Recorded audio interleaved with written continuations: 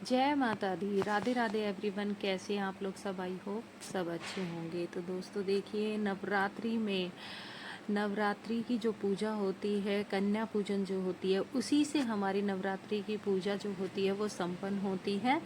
तो कन्या पूजन की विधि किस तरीके से करनी है वही मैं आप लोगों के साथ में आज की वीडियो में शेयर करूंगी। तो दोस्तों देखिए, सबसे पहले हम अपनी कन्याओं के लिए जो भी गिफ्ट में देना है ना, अपना मार्केट जाएंगे, उनके लिए कुछ अच्छा अच्छा लेके आएंगे, क्योंकि हमारी कन्याएं खुश तो माता रानी खुश और हम भी खुश। माता रानी खुश होगी तो हम भी खुश होंगे। तो इस हिसाब से हमें उनके लिए, देखो मार्केट में ढेर सारे आपको ऑप्शन मिल जाते हैं, आपने क्या लेना है, खाने से लेके पीने से सजावट का, तो आप कुछ भी ले सकते हैं, सामग्री में कुछ नहीं है। तो सबसे पहले हमें क्या करना है, देखिए आप सुबह स्नान वगैरह करके अष्टमी भी कन्या पूज सकते हो, नवमी को भी कन्या पूज सकते हो। दोनों दिन में जैसे जिस चीज़ के हिसाब से रीति रिवाज होती है ना, उस हिसाब से कन्या पूजन हम लोग कर सकते हैं। तो हमारे यहाँ नवमी पूजती है, तो उसी की तैयारी हमने की है। और नवमी जैसे कि हमने करनी है, तो उस हिसाब से हमने सारी कन्याओं के लिए, उनके खाने पीने से लेके और उनके लिए पढ़ाई लिखाई से लेके और उनके लिए,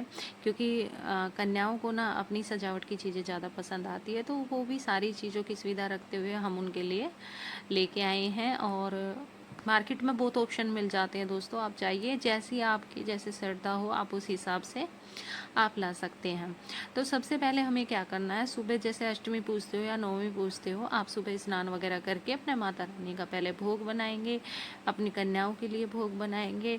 और हमें किस तरीके से पूजा करनी है, अपनी माता रानी को पहले भोग लगा के, जो भोग हमने अपनी माता रानी को चढ़ाया वही हम कन्याओं में, तो वो फिर बांट देंगे।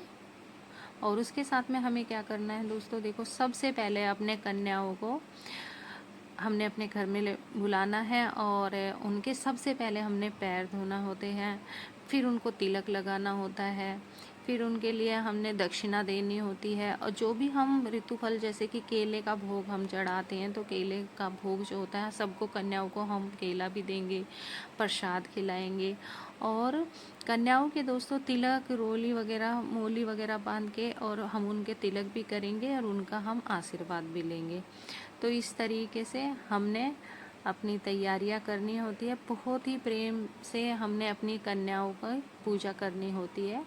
और उसके बाद में हमें दोस्तों क्या करना होता है कि जो भी हमने भोग बनाया है माता रानी का, जो हमने कन्याएं जिमाई हैं, जो हमने माता रानी को भोग में चढ़ाया है, उसी को हमें भोग बाद में खा के अपना व्रत खोलना होता है। तो इस तरीके से हमने कन्याओं का बहुत ही प्रेम पूर्वक पूजा करना होता है, उनका आशीर्वाद लेना होता है, उनको तिलक, है ना, दक्षिणा, सारी चीज़ें दे के उनको अच्छे से प्यार से हमने विदा करना होता है।